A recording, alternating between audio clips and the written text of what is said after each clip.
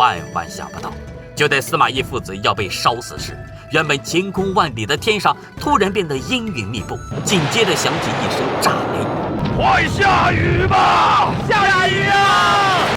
诸葛亮慌了。赤壁之战时，他能巧夺天工，借来东风；周瑜死时，庞统死时，乃至关羽和张飞死时，他都能提前预测星象。可是今天这一出，他竟没有提前看破天机。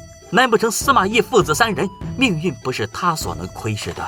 而在整个三国之中，他不能窥视命运的只有刘备和曹操他们。这岂不是说明司马懿家将和刘备、曹操同处一级？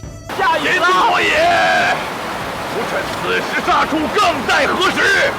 所以，当司马懿突围时，一生信命的诸葛亮认为这是天意不可违，既没有令人万箭齐发，也没有下令全力围堵，放任司马懿杀出重围。